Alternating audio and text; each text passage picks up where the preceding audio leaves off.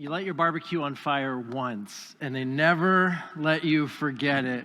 And I've been cooking on charcoal ever since. I think they think I'm not okay with gas. But hey, if you're new, just remember, if you screw up, we're going to remind you about it for the rest of your life. Welcome to Lakeside. Hey, I'm Mark. I'm one of the pastors here. And it's fall. Who's excited for fall? Hey, all the parents, they're back at school mostly. Anyone else feel like September is like the real new year? Like I do. Like January, less so. September, it's like, oh, a fresh start at life. It's that moment, it's like this spiritual high where you finally get to worship the Holy Trinity or the perfect trifecta of September. You know, rhythm, structure, and predictability. I love it. I love it so much. Some of you are like, holy, I'm pretty sure you just described hell, right? But hey, I get it. We're all different and you're all welcome here. This is a safe space for you. But anyways, whether you're celebrating or grieving this fall, the thing you can't deny is the world picks up. Things are busier. The roads are more full in the mornings. And the same is true of church world. In fact, I've attended church my whole life. My parents became Jesus followers right before I was born. So I literally was going to church from the time I was born, been a pastor for over 15 years. So I think I qualify as what you might call a professional church person. I got lots of experience on my resume going to church. And as a professional, I've noticed that churches, the Sunday after Labor Day, all kind of, by and large, do this thing called Kickoff Sunday or Launch Sunday or Fall Launch. And usually there's a lot of hype. Sometimes there are balloons. Often the pastor or someone like me gets up and shares some vision for the future. It's inspiring. It's got this rah-rah feel to it. The we got this, let's have big faith kind of vibe. Like that's usually what happens on this weekend. If I could summarize it, it's kind of a season of like take the hill, right? Like that feels like a perfect fall graphic for what usually happens. It's a rallying cry of sorts. It's often accompanied by a challenge to be committed to the vision of this church or this new vision for the fall or for the new year. And, inviting people to commit their time, their energy, their volunteering, their finances. Now, just to be clear, I don't think any of that's bad. I think a rallying cry for a community is a beautiful thing. I've been part of church communities that have rallied around some amazing causes, and it's awesome. Get some incredible things done. But today, just to be clear, I won't be doing any of that. There'll be no rah-rah. There'll be no ask for volunteers. There'll be no more pleading with you to give just a little bit more money. You'll not leave here today feeling like we're going to take the hill. You might leave here thinking you might want to take a nap on the hill. And that would be a perfect application to today's sermon. So here's a little backstory on this. Robin and I were chatting this Tuesday morning, and we chat every Tuesday morning in our one-on-one. We always have great conversation. We were kind of reflecting on the state of our church, and we're excited and we're hopeful, and there's just this sense of unity and camaraderie and this beautiful community developing here. And we're excited, but also we were acknowledging the fact that it just feels like our congregation and our community is also tired. And for all kinds of reasons. And I don't actually think it's unique to us. There's lots going on in the world. The rate and pace at which we live life is a lot. I think Ann Peterson said it best. She says, burnout isn't a place to visit and come back from. It's our permanent residence. John Mark Comer, in responding to that, said, what used to be the isolated experience of a New York day trader or emergency room physician is now the reality for most people. And then Anne closes by saying, we're beginning to understand what ails us. And it's not something an oxygen facial or a treadmill desk can fix. And here's the fascinating part. All of that was written before the pandemic. I think the pandemic only magnified it. We're still dealing with pandemic fallout. A therapist friend of mine, in summarizing, experiences talking with so many people on a regular basis, she said, I think many people still haven't unpacked the trauma of COVID. If you think about your life, many of you are still trying to just help your kids find their place after a 2-year gap in their life cycle. And I think the pandemic also didn't just interrupt, but also revealed unhealthy rhythms that we were living for decades. I remember listening to an interview with a cook who was laid off when his restaurant closed, and he said, for the first time, I sat long enough to realize what it was like to not have sore feet all the time. Before that, pain was just the water he swam in. I think for a lot of us, while COVID had its own set of pain points, it also was a release valve that showed us the unhealthy water we swam in. And many for the first time weren't overloaded with social events, weren't overworking at work, weren't always volunteering in 3 different places because that's the way your family has always done it. And you realized this breakneck pace of life is too much. And maybe you longed for a different rhythm going forward, and now things seem to have just gone right back to where they were. I've heard so many stories as a pastor with people sitting in my office, and actually from other pastors. I don't just think it's our people that are tired. I talk to other pastors, and they describe the exact same situations in their churches as well. The sense I get is our community and our communities are tired. So back to Robin and I's conversation as we're chatting about the state of the church and as we look ahead and we're planning out the preaching series for the next few months. And by the way, next week we're starting a new series and you don't want to miss it. But as we're doing that, she kind of sees, I like putting things on the wall, and she kind of sees September 10th, kickoff Sunday. And she just so brilliantly asked, she's like, what are we kicking off? And I kind of look at her and I'm like, well, it's kickoff Sunday. It's the Sunday after Labor Day. It's fall launch. It's kickoff Sunday. She's like, yeah, but what are we launching? And in a sense, she was just kind of asking, like, yeah, it's nice that everyone else is doing that, but like, is that actually something that we sense that we're called to do right now? And so this week, as we're chatting on Tuesday morning, we both just had this sense like this isn't a season for kickoffs and launches and take the hill, so to speak. It just didn't sense like that was the season for our church. And so we talked about that for about an hour, and then I just said, well, let me just share this with our staff this afternoon. This is this Tuesday. And so we're sitting at the picnic tables out by the parking lot at our staff meeting. We're just chatting, and I'm like, hey, here's what Robin and I are sensing. Are we out to lunch? And as we shared with our staff team, there was just this deep resonance. And one of the comments that just stuck with me was actually Johanna Kelly, who shared her story a few weeks ago, who oversees CR. She's the pastor of Celebrate Recovery. She said, as I was sending out the email for the fall for Celebrate Recovery, she's like, I actually caught myself taking the word launch out of it. It just feels like a continued season of doing what we're doing, but she's like, it just didn't feel like launch was the right thing. Now, some of you are like, wait. If we aren't launching, what are we, stagnant? Are we crashing? Like, what does that mean? It just means that we're acknowledging the season we're in and giving language and freedom to experience all that God has for us in the season without having to force something on this season. Now, before I continue, some of you I know are panicking. You're the get up and go people. You're the action over contemplation people. You're the shoot first, aim later people. You're the people who love the line, the devil loves idle hands. You know those people. You just got to keep moving. You got to pull up your bootstraps and just punch it. You can sleep when you're dead, push through, work harder, drink another coffee. Some of you are nudging your friend or your spouse. I know. Now, before you send me an email and tell me how much of a millennial I am, and I know some of you are having trouble believing that, I'm a geriatric millennial, but I do make the cut. There's 2 things I want you to know. Number 1, I totally get it. I've swam in that water my whole life. Do more was pretty much the motto that could summarize my life for decades and my pastoral ministry and often my pastoral solution as I sat with people. And number 2, Jesus is the reason I can stand here with confidence and talk about naps on a hill. Now, before we get into our main text today, which is going to be quick, a little quick detour, because I love detours if you know me. I just love this story from the Gospels. It's actually included in 3 of the 4 Gospels, but I picked Mark as my favorite, not just because of my namesake. But there's a detail that Mark puts in the story that the other Gospel writers don't put in. Can I just read it for you? I love this story. Leaving the crowd behind, so Jesus just finished a big day of preaching, they took him along just as he was in the boat. There were also other boats with him.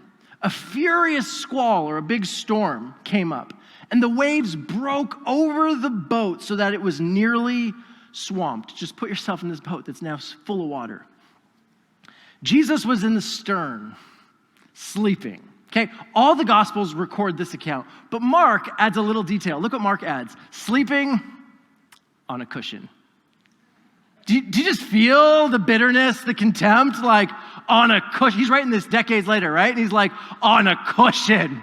Like, we're drowning. We're trying to bail this water out. And he's asleep on a cushion like a toddler who spent too much time at the playground, right? Like, you could just tell there's a little bit of like tone deaf. Like, Jesus, seriously, we're drowning and you're napping.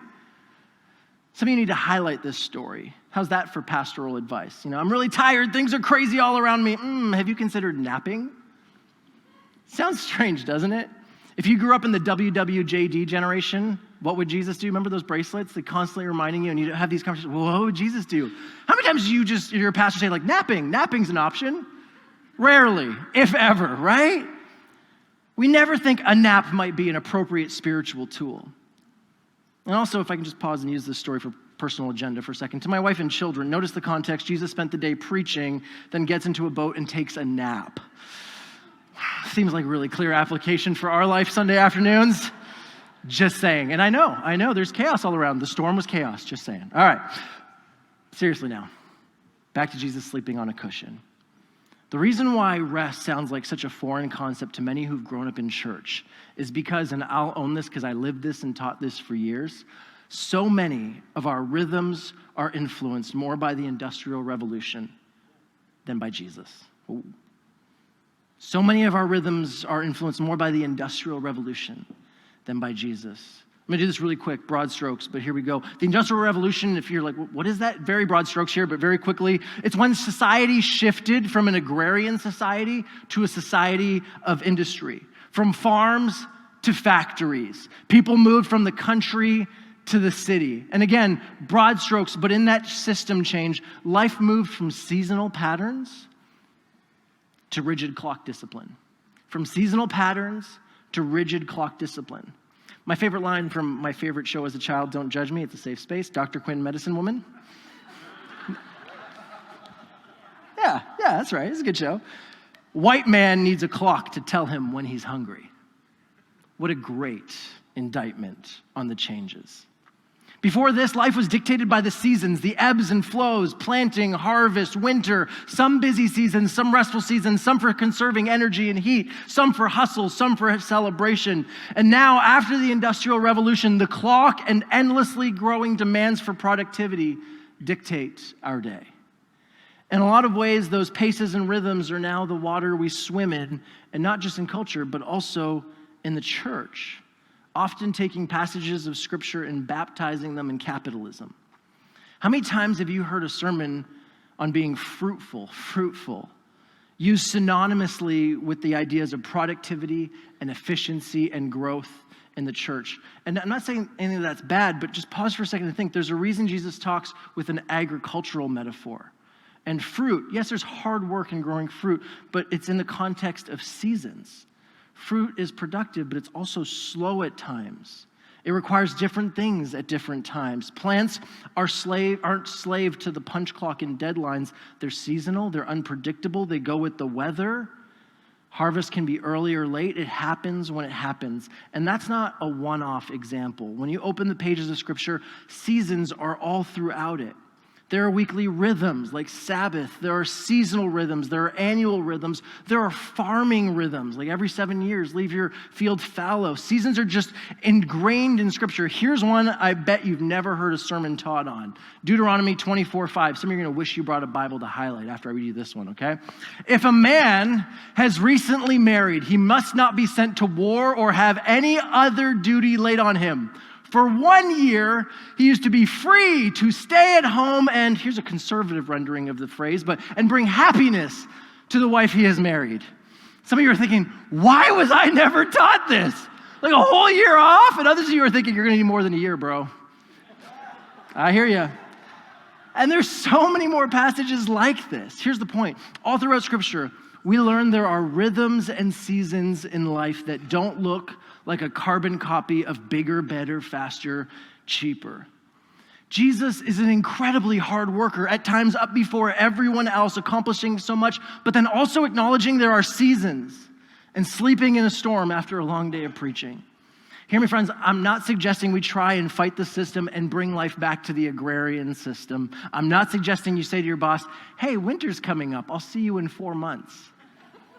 I'm not suggesting that. I'm just pointing out that so much of the water we swim in and outside of religious circles, can be influenced by society, baptized in Scripture to sound like Jesus, when it's literally the opposite. I'm saying maybe now more than ever, we have something to learn from the man who sleeps in storms. So if you're tired, worn out, overwhelmed by everything going on around you, I hope the last part of our message today gives you hope, because it does for me and our staff team. Last bit of time together today, we just want to look quickly at Matthew 11:28. If you want to turn there, I'd love for you to. It's a quick passage. It's actually the only gospel with this story, and I think that's really significant because each gospel is actually written with a different audience in mind. And the book of Matthew was actually written to the Jews, aka the religious lifers. And we know a bit about them. Many of them are crushed by the weight of religious requirements that they're forced to do. In fact, Jesus actually calls out their religious leaders and says, you keep heaping rules on these people that you can't even handle. So if you grew up in religious legalism, if you're overwhelmed by the rules and to-dos of religion and faith, these are your people that Jesus is speaking to. They get it. They are people who've maybe even had some family tension over religion. Remember, they're now following this new rabbi, Jesus. Imagine going home and telling, your parents, like, hey, this is this new rabbi, Jesus, and here's some of the things he's teaching. And it's just like, do you even have faith anymore, right? Like some of you have had those conversations over and over again. It's exhausting. Some of you know that feeling. And so when speaking to them, and I would say then to us, Jesus says this, Matthew 11:28. Come to me, all you who are weary and burdened, and I'll give you rest. Take my yoke upon you and learn from me, for I'm gentle and humble in heart. You'll find rest for your souls. For my yoke is easy and my burden is light. Would you take a moment, deep breath, and just read it quietly to yourself one more time?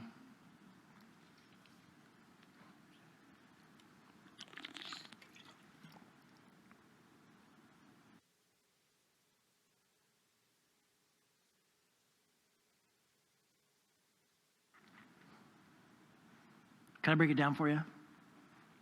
Come to me, all you who are weary and burdened, and I'll give you rest. Notice he doesn't give a list of requirements of what weary and burdened looks like. There's no need to justify or compare or, I have it so much worse than them, or who am I to complain? Look how bad they're. He's just like, are you feeling weary? Are you feeling burdened? Are you tired? Come here. I'll give you rest. No need to qualify or justify. So are you weary and burdened by work, by relationships, by faith, by the false startup, by responsibility, by aging parents, by a recent diagnosis, by the state of the world? He says in verse 29, take my yoke upon you and learn from me. I'm gentle and humble in heart, and you'll find rest for your souls. Rest for your soul. Not just sleeping in till 11 a.m. on a Saturday, not just crashing at an all-inclusive for a week and sleeping the rest away, not just physical rest, but rest for your weary, aching soul. And then it's a bit odd because there's a theme in the second verse and it comes out again in the third. Let me just highlight it. For my yoke is easy and my burden is light. Now this is where the text gets a little weird because yoke is a work instrument, okay? For those of you who moved from Toronto to Guelph in the pandemic, I know there's a bunch of you, so just to catch you up on agricultural world, I've been learning. This is an oxen. Looks lovely. This is a yoke. It's a tool. And this is an oxen or two oxen. Is there a plural way to say oxen? Oxens? Maybe oxen is plural. Doesn't matter. With a yoke. Now you tell me, did you rather, not that you want to be an oxen, but would you rather be the one that was just sitting peacefully in the grass or standing up, tied to your friend, and pulling something heavy? So it kind of feels like a bait and switch. Are you tired? Come to me, I'll give you rest. And then we're given this work imagery, and it's like, ugh, what's going on here? Yoke is not the image I wanted. I wanted tell me your mattress is soft. Yoke is light. But there's more going on here, as is often the case. Let me show you how we got here. In the ancient Near East, there was a common phrase. A rabbi's yoke was not a literal yoke. Their yoke was actually their approach to reading the scripture and that rabbi's teachings on how to be human. You might loosely say the rabbi's worldview was considered their yoke. And because the rabbis all had these disciples or apprentices that did life with them, they learned their rabbi's yoke as they walked alongside their rabbi and did life with them. So in a sense, it's an invitation. Jesus is giving an invitation to be with him in the midst of the chaos and ways in which the world is not okay. In that day, it was a crippling religious system that was crushing instead of liberating. and an empire ruled by power and violence instead of love. What is Jesus saying? He's saying, I'd love to walk with you in the midst of all this and show you a different way to shoulder the load of life. Not escape it, but shoulder it. Jesus doesn't offer an escape hatch from the chaos or some spiritual pill to make all of life's hardships go away, even though many religious people will try and sell you on that. Jesus doesn't offer escape. Why? I love the way John Mark Comer says it so beautifully. He says, an easy life is a myth, the byproduct of an advertising-drenched and social media-duped culture. Life is hard, full stop. No comma, no but, no end note. No new technology or substance or pill will ever erase humanity's fall. There's no escaping pain. Sounds really sad, but it's the reality. So that's why this is actually hopeful. This is how John Mark Comer finishes that thought. Jesus realizes the most restful gift he can give the tired is a new way to carry life, a fresh way to bear responsibilities.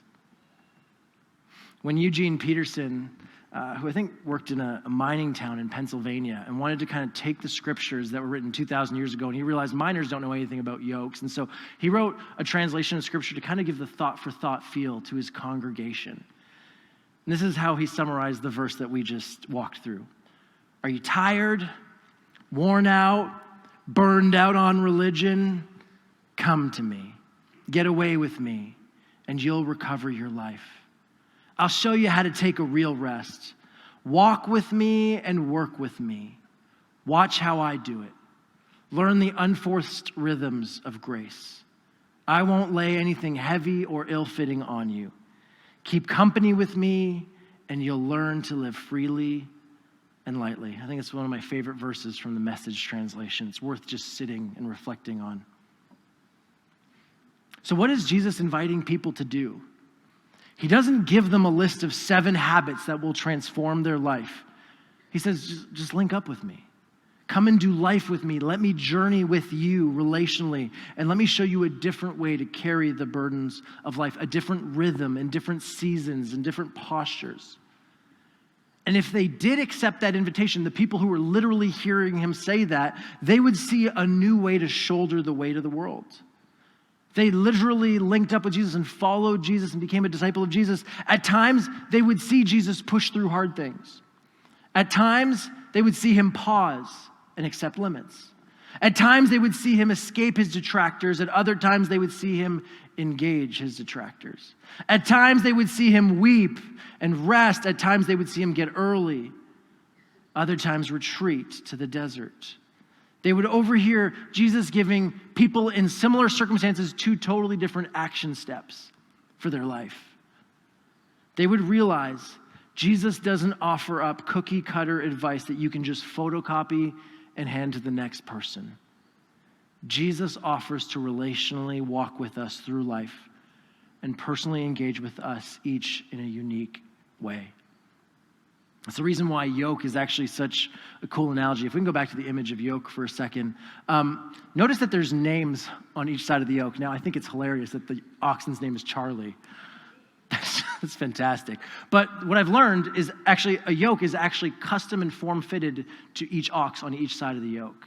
And the reason they do that is because to be able to shoulder a weight properly, it has to be form-fitted. You wear another ox's yoke, it's going to hit and bump and grind in the wrong places. You're going to end up hurt. You're not going to be able to shoulder the weight of the things that you're meant to carry. It's going to be a mess. And so the person who's putting the yoke on the ox will always handcraft it to fit perfectly around them. They're form-fitted to help each unique ox carry the load in a way that's unique to them. Jesus is offering a tailor-made relational journey through life. I'm going to invite Noah to come up and give us some space for reflection as we always do. And here's kind of as we're landing the plane, the bottom line. Jesus knows us, knows you and knows me intimately, and is offering his disciples then and is offering us all a tailor-made relational experience. Jesus is offering to walk with us through life, showing us step by step how we are to react. And at times he'll show us hard work determination. He'll invite us to serve and sacrifice, and at other times, to slow down, to pull back, to take a nap, to give your body and your soul time to heal. Jesus is not offering a one-size-fits-all spirituality. He's offering a tailor-made relationship with each of us, taking into consideration everything he knows about us, our life, our skills, our interests, our past pain points, our trauma, our exceptionalities, our neurodiversity, our levels of energy and exhaustion, and so on. And I gotta tell you, when you start living this way, it's so freeing. You aren't spending all your time comparing to what others are or aren't doing. You're focused on Jesus and what Jesus is inviting you to do or not do, to go or to hold back, to take a nap or to push forward. So one theologian said, an easy life isn't an option, but an easy yoke is. So as we close, two things. One, are you tired? Are you worn out? Are you burned out on religion? Jesus is inviting you into relationship, to do life with him, to learn to shoulder the pain and heaviness and weight of life. Are you in? Will you accept that invitation? Do you want to open yourself up to doing life with Jesus at your side? Just pause and sit with that.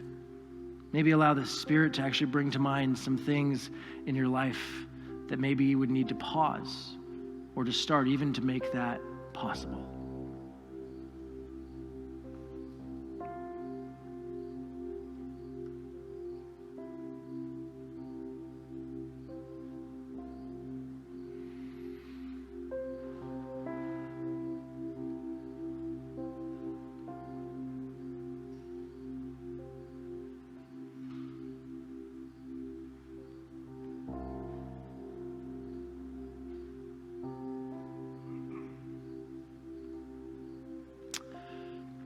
The second thing I'd love for you to know is that if we are going to engage relationally with Jesus, if we're going to be in relationship and learn from someone, we actually need to learn how to communicate with them, and actually how to hear their voice.